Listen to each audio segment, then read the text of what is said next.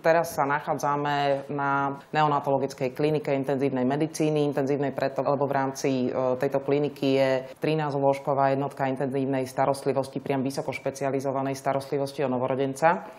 A keďže máme deti s veľmi ťažkými diagnózami a deti, ktoré sú zároveň narodené predčasne, tá starostlivosť je obrovsky náročná a tie deti sú veľmi citlivé na akékoľvek zmeny prostredia, presuny, transporty. Títo vážne chorí novorodenci k nám prichádzajú z celého Slovenska a v rámci tej starostlivosti sa celosvetovo ukázalo, čím viacej venujete času na prenosy dieťaťa, na vyšetrenia, máte množstvo nevídaných, nepredvídaných situácií, ktoré prinesú so sebou možné komplikácie, možné infekcie a žiaľ dokonca do písmena až možnú úmrtnosť týchto novorodencov. Preto je našim plánom alebo našim cieľom, a povedala by som našou túžbou, tým deťom ten ich údel uľahčiť tým, že keď už raz sú u nás hospitalizované, tak vlastne všetko, čo potrebujú, príde k ním.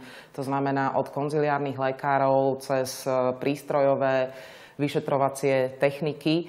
Dokonca by sme to chceli doviesť do toho štádia, že budú chodiť aj chirurgovia k operačnému zákroku priamo k lôžku dieťaťa. Ten čas je tak rozhodujúci, keďže tá sála bude tak pripravená aj v rámci vzduchotechniky, v rámci všetkých hygienických štandardov, že chirurg príde a doslova do písmena môže v priebehu pár minút riešiť urgentný stav a tým pádom doslova do písmena zachrániť život takéhoto novorodenca. To sú 1000-gramové, možno aj menej gramové deti.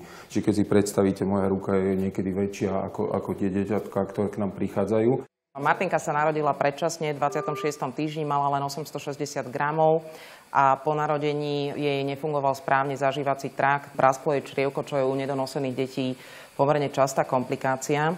A potom prišla situácia, kedy bolo treba črievko, ktoré prasklo a stalo sa nepriechodným, operovať, a to dokonca 2-krát. Za každým sme preto Martinku museli transportovať na operačné sály. V prípade, že sa nám podarí zriadiť operačnú a intenzívnu jednotku, prídu chirurgovia k tomuto drobčekovi a spravia ten zákrok priamo na mieste.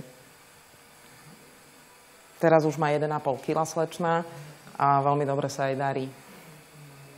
Všetky tieto prevozy a tak ďalej sú spojené s už spomínanými komplikáciami. A preto vlastne sme si povedali, že jednoznačne kde inde takéto niečo musí byť ako v našej nemocnici. Keďže sme vlajková loď slovenskej pediatrie, musíme my do toho ísť jednoznačne, pretože toto našemu Slovensku a našim detičkom chýba. No a vlastne našou ambíciou a cieľom tohto projektu je vytvoriť takéto niečo unikátne, pretože samozrejme, jak som spomínal, máme tu dieťatka z celého Slovenska.